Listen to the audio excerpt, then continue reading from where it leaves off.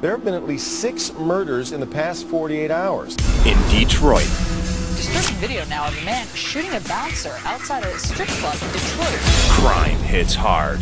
A rash of murders has Detroit police and residents on alert today. He said the budget is not going to allow for more police, so police need the community to help to continue the overall decrease in crime. One company hits back harder. Tired of waiting for police and sick of crime, some frustrated local homeowners and businesses are turning to a new kind of security.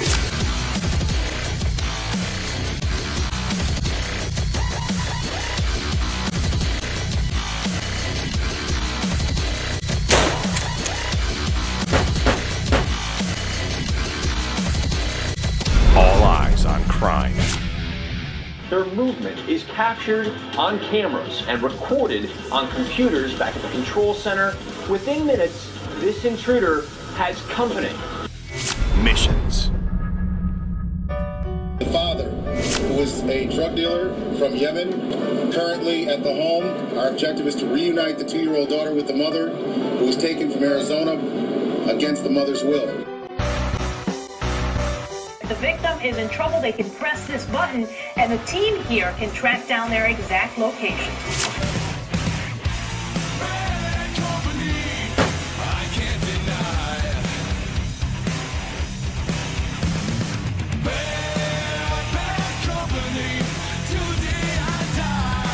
Life and death hang in the balance until the day I die. Putting their lives on the line to save others. Vipers, Detroit.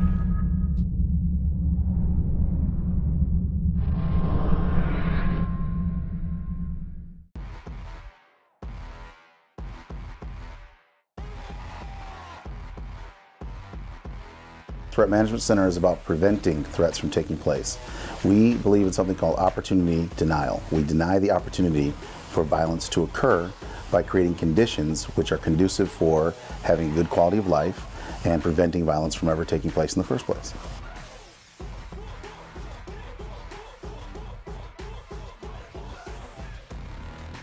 We escort people into their businesses. We make sure they safely get from their car to their business. The way we do that is by circling their building before they actually enter, looking for threats before they have a chance to lay in wait for that person coming to open their business. We call that embarkations. These escorts are $10 for each escort in, and it's very affordable because for 10 minutes you have us there and you are safely inside your building. We also ride cigarette trucks. We stop hijackings. We used to have a problem here in Detroit with hijacked cigarette trucks. The cigarette trucks was a major industry. Robberies, hijackings, taking the whole truck, taking some payload off the truck. We stopped those in 1998 till this day for a $250 million company that's now a $300 million company. And now another company contacted us in 2006, and they had a problem similar. They got robbed 3 times in 1 week. In one situation, they actually took the truck, took hostages, and physically took them to a different city. We stopped all those hijackings, and for this other company, it's a $100 million company. So those are the companies that basically afford us the ability to go out and help people for free, which is something we do for communities in general that have domestic violence or stalking victims. We provide deterrence, detection, and defense.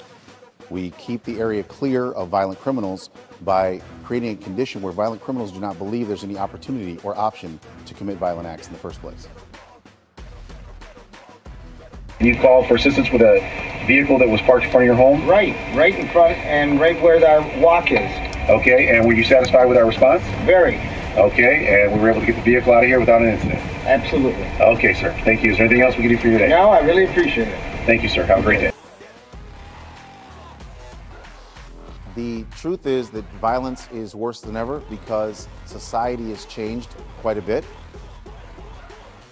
We're looking for people that show a predatory disposition, whether they're driving or whether they're on foot. We're looking for how they're carrying themselves. Stalking and domestic violence victims are sent to our organization for protection. This is a community service for us. It's something we do for free. The shelters that are in the area, the prosecutor's offices, the domestic violence courts send people to us for assistance if they think they're going to be killed, if they think it's serious, anything that they call lethal level. They send these people to us. These are typically single moms or elderly people that are being terrorized by someone. And what we do is we keep them from being abducted.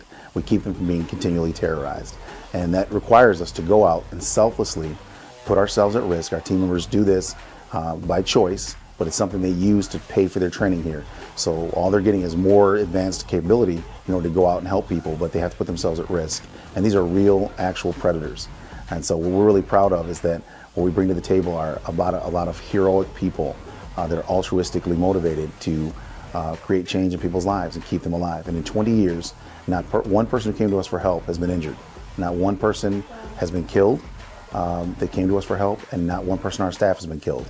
6 of us have been shot, 1 female, 5 men, and none of us have ever had to go to court for civil or criminal reasons. So we've never had a situation go to the negative where we cannot articulate it at the scene and create a positive outcome.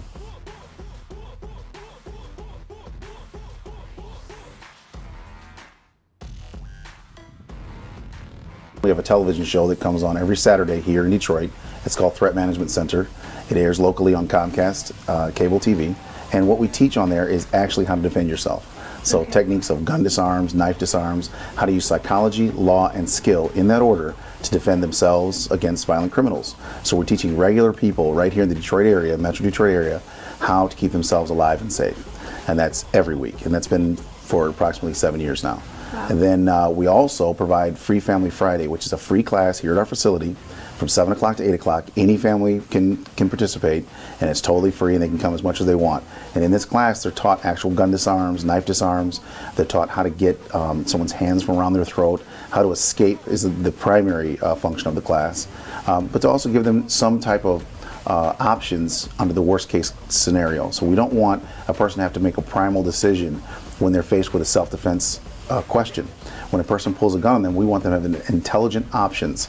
And the way we do that is by filling their toolbox with lots of options. So their brain never forms what we call, never goes into a panic state. The panic state is, we attribute that to having a lack of known options. So we want someone to have a toolbox full of different options, and what we really emphasize is how to keep things from happening versus how to really fight really well.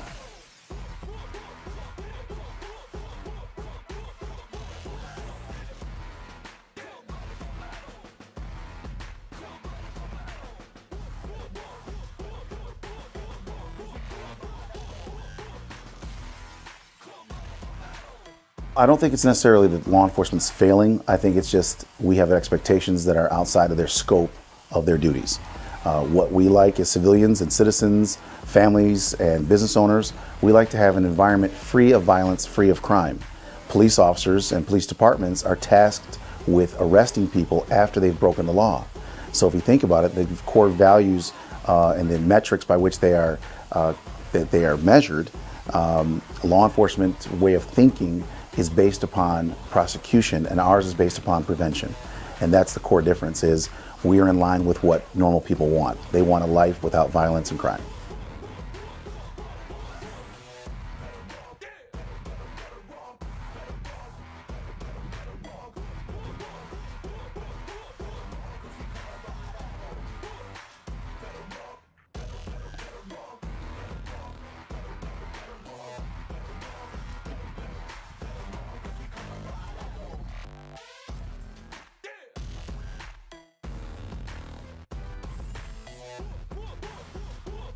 So we don't let people create the conditions that lead to their arrest.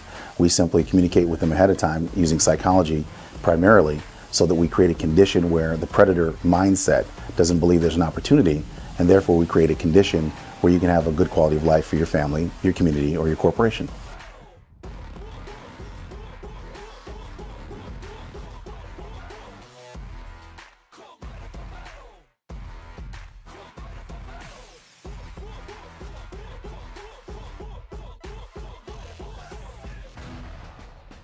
I created a martial arts system, a survival system.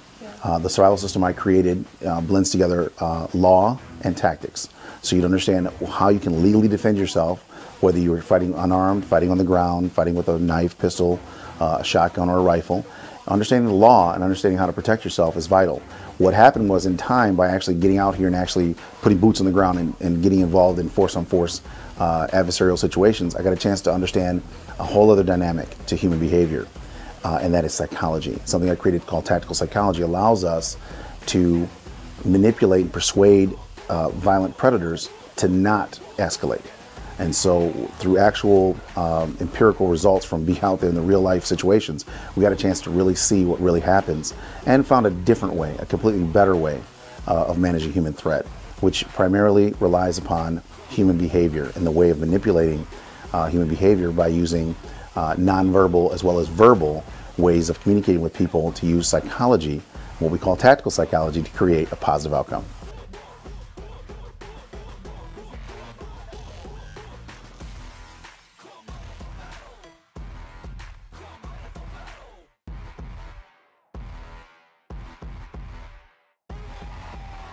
I attribute the bankruptcy and all the economic issues to in Detroit. As a foundation, I attribute the foundation of those issues to a lack of safety. You will not invest and you will not live any place that's unsafe. And that is just a basic, fundamental human need to be safe. So if you don't feel safe, why would you invest in a business there? If you don't feel like your employees are going to be safe, if you don't feel like your investment's going to return. If you have a family and you get educated, why would you not leave a place that is not safe? You would. You would leave any place that's not safe. So a lot of people left for that reason. And once the people are gone, the businesses are gone, there's not going to be any tax base. So you can't have a flourishing, thriving city if it's unsafe. And a lot of times they think of it just the opposite. People in general think if we had more money, if we had a thriving city, we could then have safety, which is not true. In the absence of safety, you will have nothing. And you don't know that because normally you're not in an unsafe situation unless you are a person who can't make decisions in the first place. If you can make decisions, you probably live somewhere or operate your business somewhere that is inherently safe and therefore functional. So it doesn't occur to you that the lack of safety will ultimately result in a lack of capability and functionality. Hence bankruptcy and the other things that are going to come about because of a lack of funding.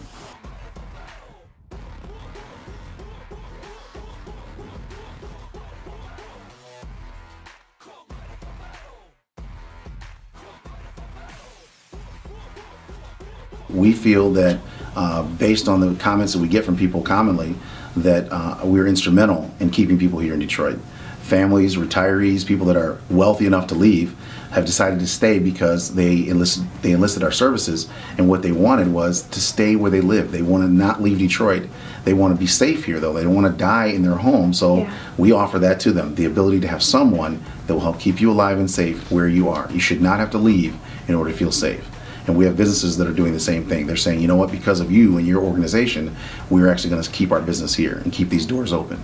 And they've written letters to the city of Detroit, they've written letters to the mayor, and that's how we got an award last year for helping the society here and helping the community have a safe environment.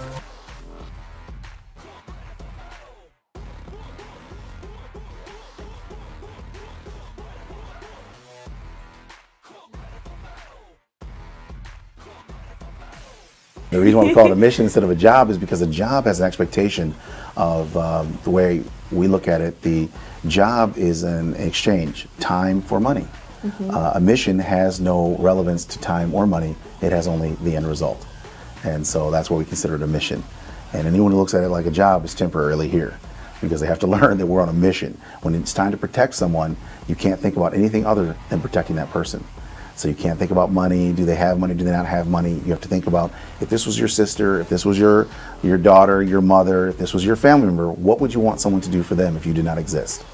And do that. And you can't do that on time clock or thinking about money or thinking about, you know, what time it is in general. You have to be mission motivated. And in order to do that, you have to be mission oriented. And you can't be money motivated. If you're money motivated and you try to do protective service work as a professional, for example, a mercenary, a person who trades time for money, you are automatically a coward at that person's highest time of need. And you don't even know it. But for example, when we're protecting a stalking victim or domestic violence victim, and the guy comes there to kill the person, if we're thinking about money, then we have to leave now. And the reason why we have to leave is because we can't get any money dying with her. Remember, your purpose was only money. So right then, at the time of need, when this person's going to be killed, their highest time of need, that's when your cowardice comes out, and that's when you run. In our case, people are trained already day one to think of the person as your family member. When would you leave your sister, your mother, your grandmother when someone comes to kill them? When would you leave them? You wouldn't. So it never crosses your mind to self-preserve.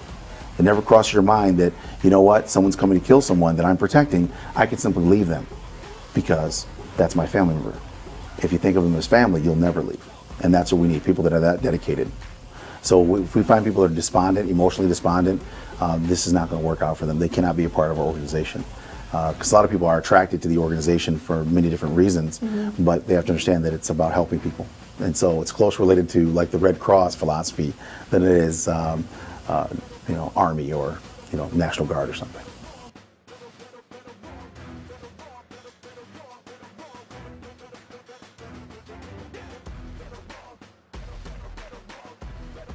We actually help people if they need help. So if you have a domestic violence situation where it's extreme, where they believe the person is going to be hurt, they can be referred to us. We will help them for free. It doesn't cost anything, and we'll help keep them alive.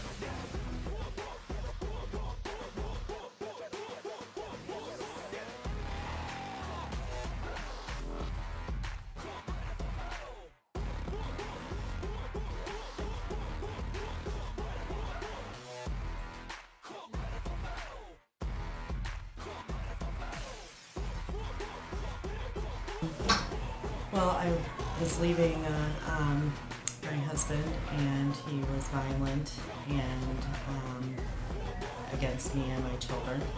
And so someone had referred me to threat management.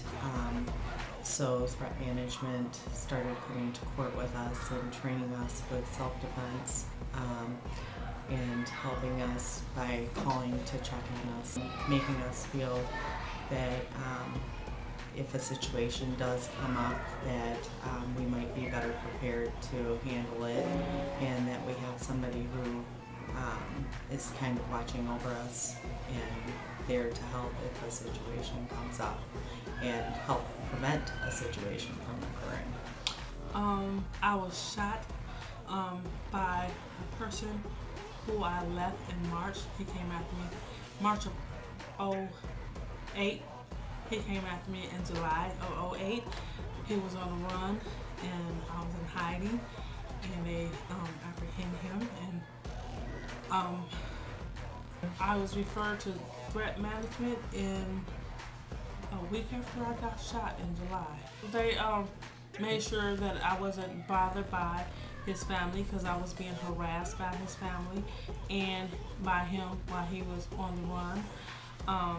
They made sure that my house was safe. They made sure that me and my children were safe. They accompanied me at court, made sure that we were safe there and back home, and they kept in contact to make sure I was safe throughout the whole ordeal. I came in contact with threat management when I was having an incident in the neighborhood, and I wanted to get a PPO, but the lady I talked to at the precinct told me it would be better if I got threat management to help me, and I did, and they've been checking on me for going on 2 years now, and it made it easier for me to sleep at night, you know, knowing that I could call, I had someone to call that I could rely on to come and see about me, and it's just been very useful, and I've done, you know, I'm a walking testimonial to threat management, and concerned and caring they all are.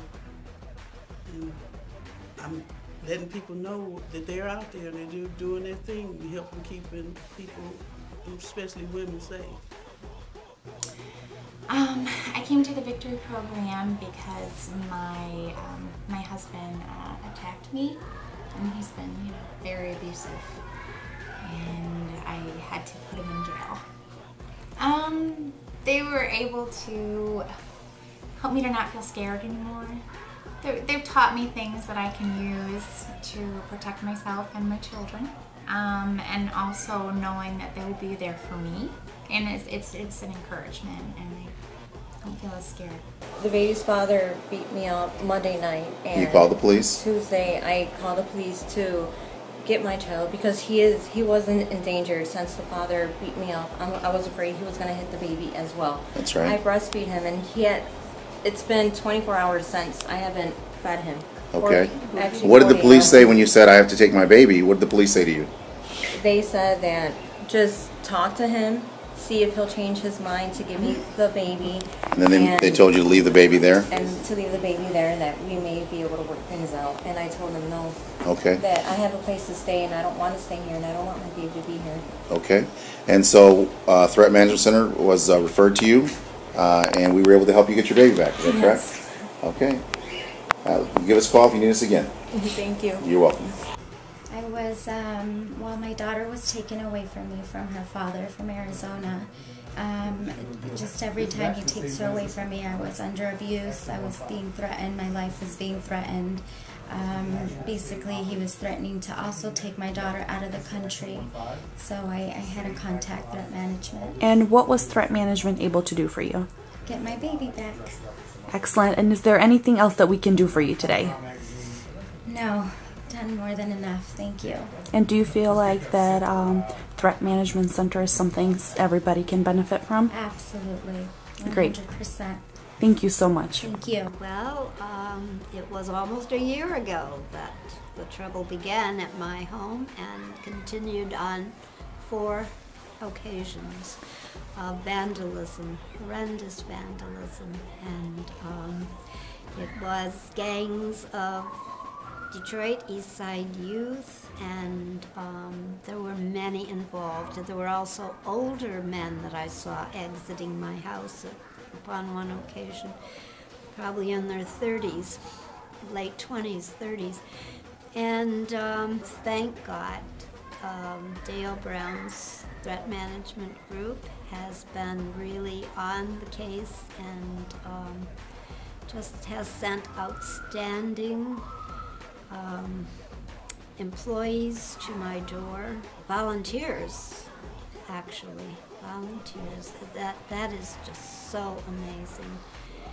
And always respond to a phone call from me, show up at the door in full uniform, looking extremely impressive.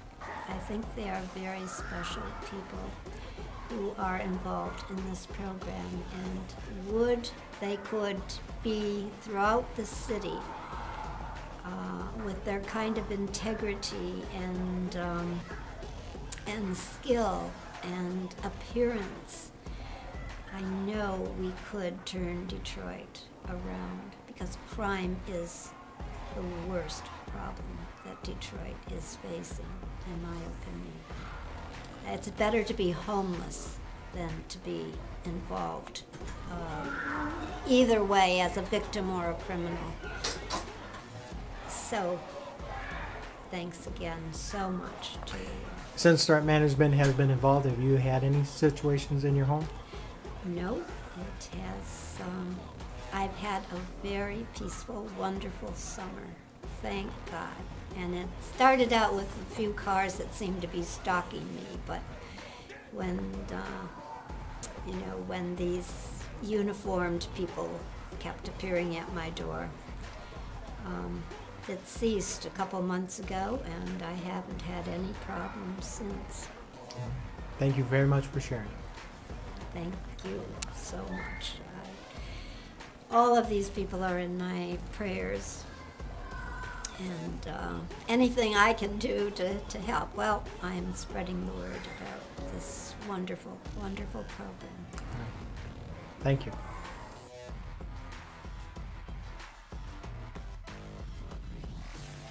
My name is Phil Profit. I work for one of the largest defense contractors in the world. I have a Bachelor's of Science degree in Business Administration. I'm also a husband and a father of 2.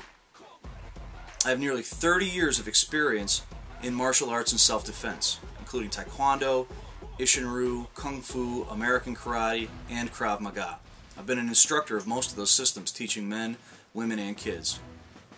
But in 2006, I discovered Threat Management Center and the Eclecticon system. It had, without a doubt, the most effective hands-on techniques I had ever seen. I was introduced to scenarios that the other systems actually never addressed. gun, knife, baton, baseball bat disarms that simply don't exist in the other systems are a major part of the curriculum here. And the styles that do have weapons, the tactics are often difficult to master or simply don't work in real-world situations. Eclecticon was, after all, born in the streets of Detroit, one of the most dangerous cities in the world. It comes from real force-on-force conflict in this city, not theory thousands of years old or a military fitness program.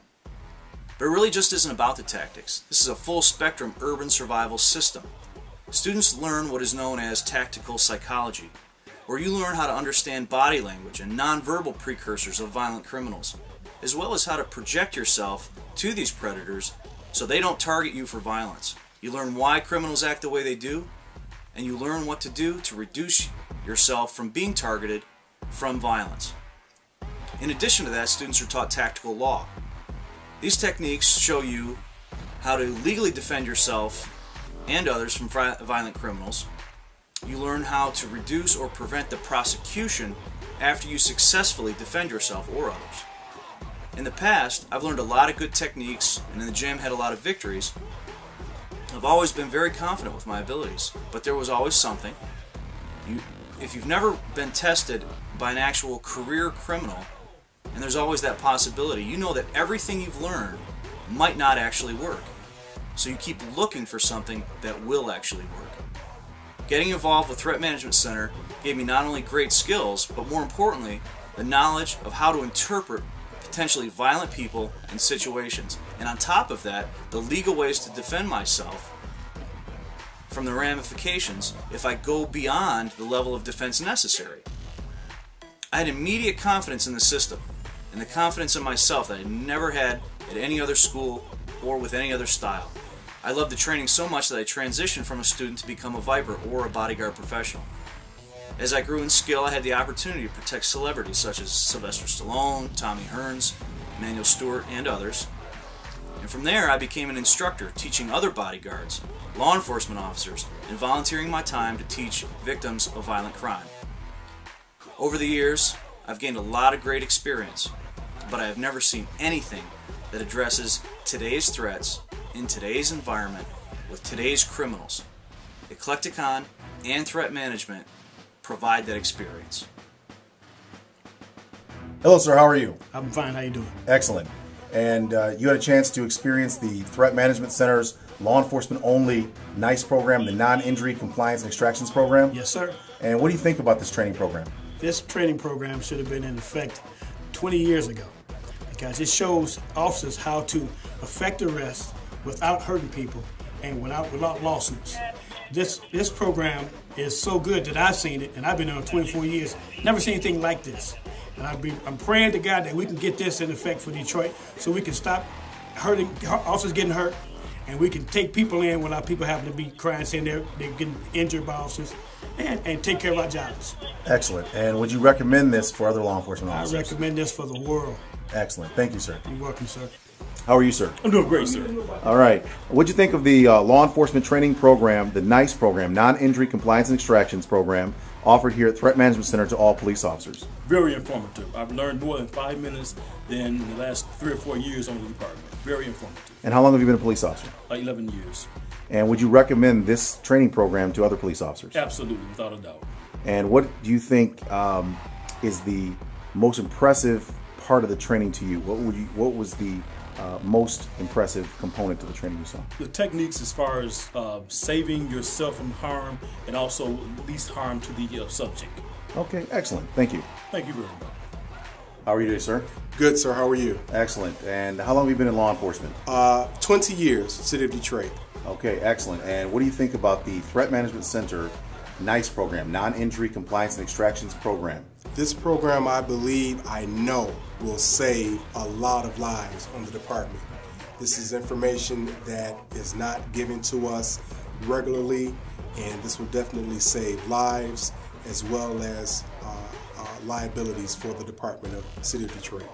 And would you recommend this for any police officers outside of Detroit as well? I would highly recommend this training for all agencies, whether they be suburban, rural, or urban. been in law enforcement 15 years, 5 years with the Michigan Department of Corrections, 10 years with the Detroit Police Department. And what is your rank? Sergeant. And how many years of martial arts training have you had? Been training martial arts all my life, probably consistently at least the last 10, 12 years. And what type of study have you conducted? It's martial arts? Yes. Kickboxing, I'm second rank in Jeet Kune Do. Also experimented with judo and wrestling. And in law enforcement, what type of training have you gone through? I was an instructor for PPCT. I'm instructor for many defensive tactics, techniques. Taught firearms, taught rifle, and disbursement of chemical gas. And what did you think of the training that's offered here for law enforcement in the non-injury compliance and extractions program specifically designed for law enforcement? What did you think of our program here? Training was excellent. Some of the best training experience I've ever had. And what I like most about this training as a supervisor, the reduced liability, because the training allows law enforcement officers to gain control and compliance from the subjects without creating injuries. And that reduces our liability. And would you recommend this training for other law enforcement professionals? Absolutely. I am sold. I'm not an easy person to convince. I'm no nonsense. I've been doing this all my life, and this training works. Otherwise, I wouldn't do it. Absolutely. Thank you, sir.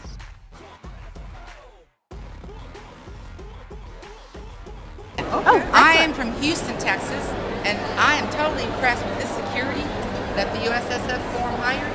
I mean, there's these big guys that's like, whoa, stand this way, and big women, but everybody's been polite and helpful and yes ma'am and hospitable and knows what you're doing and knows how to keep the peace and be cool with everybody. So yes sir, I'm so glad you're here. Thank you. Thank you very, very much.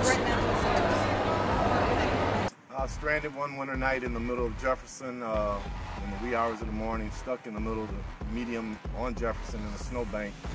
And this pretty truck here came and pushed me out of that dilemma with my push bar and his push bar, and I want to turn around and personally say thank you again. My car stopped on the side of the road and ran out of gas on 696 going east, and a woman in uniform came to help me and brought me gas. Would you recommend threat management to anybody else? Yes. Excellent. I was in distress and hurt with my car just coming from ministry. We part of a Reunification Fellowship International Ministries. My car began to overheat, and white smoke began to come out, and I had to pull over. Nobody stopped, and I had been sitting for a while. One of my sisters in Christ, she pulled over behind me, and then later on, before a young gentleman that pulled behind us, we wondered who this person was. He began to ask me questions and ask me what was going on with the car, and he gave me some insight and some information on other things that I know can help other people in communities or in need. And I thank him for helping me with my vehicle. He called a tow truck company, and we were successful with getting the tow truck company to come out and to help tow my car where it needed to go. But at this point, still nobody pulled over. And that is a concern that nobody else helped. And like I said, we were coming from church, and I believe that God sent him our way to help us to get my car where it needs to be. So I really thank his company, Threat Management, for stepping up and helping people in the communities in their times of need. Living on Detroit's east side are turning what once were called crack alleys into quiet alleys, reducing crime by patrolling their streets. Fox 2 reporter John Noel joining us now live with a look at the changes that are going on. John? Micah, people who live in this neighborhood say they now sleep a lot easier, knowing that the 16 men and women of U.S. Patrol are on the job. Now, U.S. stands for Urban Survival, and you can see there are members of the patrol right now practicing some of the hand-to-hand combat techniques they have used protecting this neighborhood. Most of them are volunteers, men and women who decided their neighborhood could be better. Because these neighborhoods are so much different than they were 6 months ago. Much different. There's not a lot of people hanging out and drinking and yelling and screaming, and there's no gunshots. From Jefferson to Agnes, Hibbard to Holcomb, on Detroit's east side, since August of last year, members of U.S. Patrol have been on patrol, and people who live around here say they feel much safer as a result. It has made a difference to me. I have a young son, and I feel safe. And I made friends with them when they first came on the block. They've always been respectful and helpful. They live in the buildings right around here, so they're always here whenever we whenever anyone has a problem. While patrol members mostly keep an eye out and report crime, they have on occasion stepped into danger. A gentleman was trying to attack a female, at which point one of my agents was able to interfere and took him under control after the woman was attacked, actually during the attack. However, Detroit Police Chief Isaiah McKinnon says while he needs the help of citizen patrols, he's concerned about members trying to arrest criminals. There are people who are out who are committing crimes who might possibly be armed, they might have accomplices, and all those things could lead to something quite serious for those who are intervening. But we want everybody's help, of course. Now, as a matter of fact, one member of the patrol is in the hospital tonight. He was shot a month ago. Patrol members believe in retaliation for what they've been doing in this neighborhood. Reporting live from Detroit's east side, John Noel, Fox 2 News. Your car may have gotten stuck a time or two, but what if you're alone or it's dark outside? Have you ever heard of this team? If you haven't, you should. Not only will they keep you safe, but they'll help you for free. Inside of this building, people get trained to become bodyguards and personal security. But as soon as they hit the road, all of that training is used to help you. Because those enrolled at Detroit's Threat Management Center are required to get back to their community. In transit, there's people that are broken down, and what I encourage and what this program encourages all team members to do is to pull over and help them the same way that they would want someone to help their own family members. These trainees won't fix your car, but they'll make sure you're protected while you're waiting for that roadside assistance. There was a young lady who was going to Wayne State University who was on her way to class. She broke down and she was in an area where she was very vulnerable. I waited for an hour and a half for her father to get there. They will change your tires, push cars out of snow, and even remove massive pieces of debris out of the road.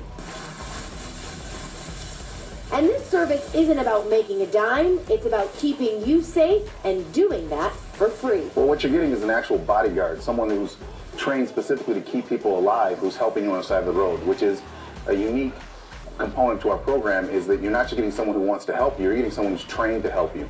Not only does the Threat Management Center offer free roadside assistance, but take a look behind me. If you ever find yourself stranded out on the water, well, they've got the tools to help you out there too. Reporting from Detroit, Lauren Podell, Local 4. If you're a high-powered person looking for protection, these bodyguards you're about to meet come at a premium. But these same trained professionals are volunteering to come out to local neighborhoods, patrol the community, and ward off criminals. We've got people watching us 24 hours a day. You know, when they talk about terrorism, we got terrorism in our neighborhood. Vacant homes and boarded up windows may be a common sight, but Beverly Brown can't get used to seeing them in her East Side community. We're trying to make it look like it's not a dilapidated neighborhood. On Beverly's block near Cadju sits several abandoned homes. It's an eyesore and it's dangerous. The vacant homes are attracting criminals. It's not if they're going to break in on you, it's when they're going to break in on you. In Detroit's News Center, Larcinia Lockhart lives with her daughter.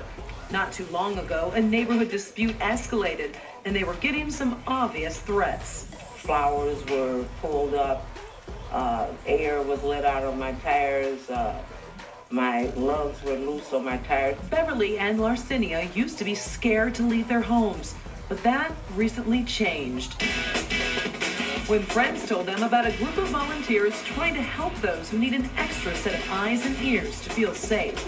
Now threat management teams patrol their neighborhoods, secure their homes, offering safety advice and protection tools. Here's your tracking device. So why are these men and women putting themselves in harm's way without getting paid? It feels wonderful knowing that I'm helping and knowing that I'm making people feel safe. Sarah Macy and everyone else on this crew volunteer their time because they genuinely want to make people's lives better. Right now, they regularly check in on 20 families throughout Metro Detroit. Oftentimes, people need protection, but others live alone and could just use a friend to check up on them. Everything has calmed down since then. Both Larcinia and Beverly's lives have taken a dramatic turn since threat management came into their lives. They no longer feel isolated and vulnerable. because they know someone is watching out for them. They thought I didn't know anybody, so, oh, she's an easy target. No, I'm not. The founder of Threat Management says he won't turn anyone away. They may not be able to offer personal protection to every single neighborhood, but they will answer your safety questions. Sure, there was a time you saw something suspicious in your neighborhood and you just wished someone could check it out. Or perhaps you were going home late at night and was hoping somebody could just make sure that your home was safe before you entered. Well, now there's a company that'll do just that. All suited up in black, looking almost like a SWAT team, these security guards make their presence known, whether it's checking out a home is safe to go into or making sure the area around a local business is safe so customers won't be afraid to visit.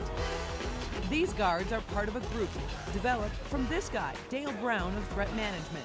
People want to have a sense and a feeling of safety. So how does it work? Well, customers pay $10 a month and $10 a call each time they need one of the security guards to check something out. We have people that are single moms that need assistance to make sure that everything's going fine at home. Suspicious vehicles, suspicious persons lurking about around where their children are playing. 44-year-old Katrina Lockhart uses the program quite often. She lives in the historic Boston Edison district and has seen her fair share of crime. My car was stolen, I had bricks thrown through my window, and then I had someone come in and they actually climbed up onto my second floor, came in on my bed, and decided to hang out on my second and third floors. You walked in? And then I walked in on them. Katrina knew she needed more security. After signing up, her home alarm went off while she was at the movie theater, so she called the guards. By the time I got home, there was 3 guys surrounded the house, they made sure the house was secure. Charles Rohde represents the Detroit Rivertown Business Association. Stranger hanging around the front of the property. He's hiring guards to monitor the area to make sure customers, as well as those who work in the Rivertown district, feel safe. They love it. Many of my tenants are here late at night, and if they come out of the building at midnight or early in the morning, they know that if there's something they see they don't like, they can call and the team will be here immediately. Before we actually take any action, we always call 911. Brown also uses his guards in a proactive way to deter crime. There's a vehicle with equipment. By videotaping suspicious people in neighborhoods. What do you use that for? Cutting pipes down. See for yourself what kinds of activities his guards catch on tape tomorrow at 6 a.m. on Local 4 News Morning. An important note, these guards want to remind everyone they are not trying to be police officers. Instead, they are offering just an extra layer of security so folks can feel safe. Reporting from Corktown, Karen Drew, Local 4 Defenders. Residents are adding new private security patrols to try to keep their area safe. Fox 2's Bill Gallagher has more on who's keeping an eye on the exclusive neighborhood. They look like a paramilitary force. The new private security patrols in Palmer Woods are aimed at preserving the quality of life in this fashionable neighborhood. And the way we do that is by focusing on creating conditions which are not conducive for violence, by creating an environment which violent criminals do not find appealing. Recon Security patrols the neighborhood 24/7, and visitors can expect they're watching them. The people that are visitors here are greeted. They're greeted in a very professional and positive way.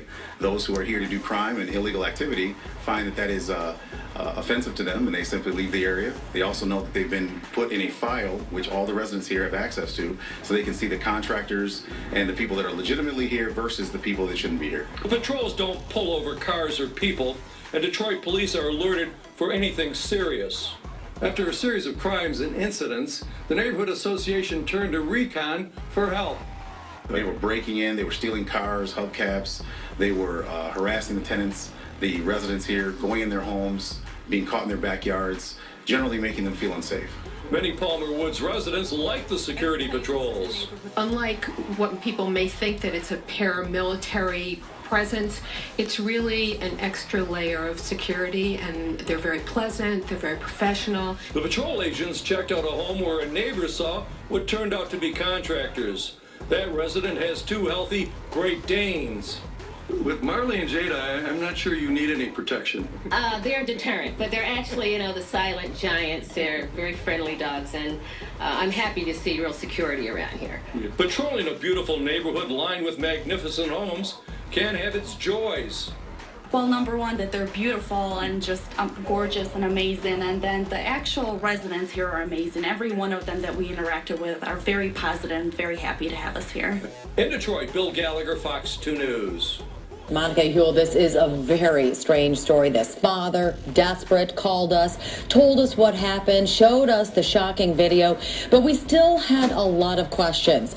And today I found out this dad isn't so innocent after all. She was just laying down here sleeping peacefully. When all of a sudden, this Detroit father says a group of individuals claiming to check on the welfare of his 21-month-old daughter kidnapped her from his care. I felt like they were just ripping my heart out. I couldn't understand. Cameras on the outside of the house captured the chaotic moments. Two people enter and distract Assam Musabli, ask him for his ID, while the others run in and whisk little Imani away. Musabli stands there helpless. He notices out of the corner of his eye the woman carrying his daughter off is the mother of his child. He frantically calls Detroit police, the FBI, anyone who may be able to help. Nobody knows what's going on. This wasn't right. Or is it? After Fox 2 did some digging, we discovered much more to the story. What started as a happy, loving family transformed into something ugly. An abusive relationship, first physically, mentally, emotionally. I felt like I didn't even know the person I was living with. Speaking to us by phone, Alejandra Vega says she felt helpless, a victim trapped in their Detroit house until one day she was able to escape. She left her daughter behind while she went to get help.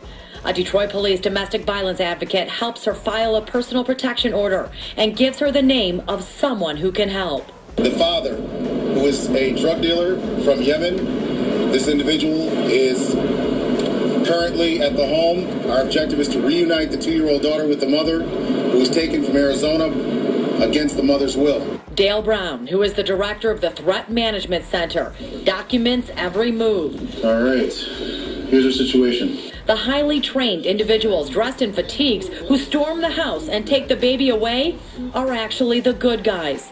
Volunteers putting their lives on the line to save others. In this case, it's somebody's daughter, it's somebody's mother, and we just want to make sure that somebody's there to make sure they don't get attacked while they're exercising their legal rights. Assam Musabli is no stranger to the law. Brown says he is a violent man who is accused of doing the same with the mother of another child who lives in Arizona. And turns out the FBI, who Musabli called for help to get his daughter back, has been investigating him for the last 2 years. Sources say for dealing prescription drugs, something Musabli denies. If I could change my whole life just for that day to be changed, I would do it. In the meantime, Vega is in hiding with her baby girl, but she says she finally feels safe. Threat Management recorded the happy reunion. Get my baby back. It was very difficult. It took a lot of courage. It took a lot of strength. And I did it. I got myself out of there to get my daughter back. Now, we talked to the father tonight. He is denying all of this and tells me he's hired an attorney and plans to do whatever it takes to get his daughter back. The mother telling me she also hired an attorney. Both technically have custody of this child. Both are on the birth certificate, and right now there is no paperwork to say otherwise. So. Well, does the mother have the right to take the baby? Well, I'm told that yes. First of all, it is her house. It's in her name. And then if there's an emergency situation, if that baby's in danger, if she's in danger, she has the right to get her child out of there. But this is incredible. You have a private group, Threat Management. Will they help anybody in this kind of situation? Well, you know what? They will. And in fact, they've done it several times. They tell me even within the last week. We put a lot of that information on our website. Oftentimes, they are referred by advocacy groups, or you can, like I said, contact them directly. But as Alejandra told us today, speaking by phone because she is in hiding and not telling anybody where she is, that they are wonderful because she feels like they are there for people who feel like there is no one else to protect them in situations like this. And it's a last resort to be safe. It is. But, you know, they volunteer. I want to point this out. They don't get paid for this. They volunteer their time to do this. So it's really remarkable. Incredible story. Very interesting. Thank you. Thanks, Tara. Talking about kids' self-defense, updated for today's concerns. And we're not just talking about punching bags and pressure points. These kids are learning predator psychology so they can identify threatening behavior before becoming a victim. Good job. These kids are learning how to take cover should they ever hear gunshots. It sounds like a harsh lesson, but since school shootings have become a sad part of our reality, these kids are gaining life-saving information. Destiny Smith and her two brothers, Daniel and Emmanuel, take class side by side. It's a serious subject matter, but you can see the kids are still relaxed while they're bracing for the worst. They teach you mentally and physically just really how to deal with things. Smarter, stronger, safer. Teachers here at Threat Management also go step by step, showing the children how to get away from someone who may grab them. Grab your own hand, make a big circle like that, see? I mean, nobody can hold you like that. With practice and practice, up and over that way. Good. Good job. Smiles come across their face as they start to catch on. They teach you things that people don't know out on the street. It teach you to provide yourself with protection, and so, you know, and it helps you to get stronger, real confident. Another important point, instructors teach without scaring the child. One of the principles here is called fun learning. So if you notice while they're going through drills, the kids had a lot of fun, they were smiling. So the children learning predator psychology probably won't know what it's called, but they do know the signs a stranger may be up to no good. It gets you stronger and it prepares you for a threat. Somebody trying to hurt you in any kind of way. It's not going to matter how big they are or how strong they are because you're going around the strength. So you'll see that here. The classes are offered to the whole family, so parents can learn self-defense at the same time children do. It doesn't mean that you think you're going to be a victim, but why not have that knowledge beforehand? And you can save your life or the life of your children. As the class progresses, you can see children gaining confidence, and that's vital to preventing an attack. Once a predator looks at you, he's deciding whether you're aware enough of your environment actually to make a difference. The goal is to make the whole family safer and smarter. To me, it's one of the best things that I can offer to my daughters, to my family, to my friends. And the classes are getting a seal of approval by the family's toughest critics, the children. I think that like a lot of kids or anybody, parents too, should come here to learn how to protect themselves because there's a lot of danger out there and there's a lot of people out there that's trying to harm you and stuff like that. And this program helps you to protect yourself and it builds up confidence. Threat Management also offers free Family Fridays where parents and kids can learn self-defense together. Now, we did post more information on our website. Click on Detroit.com. Just click on the Find It button. Karen Drew, Local 4. And that's why they call me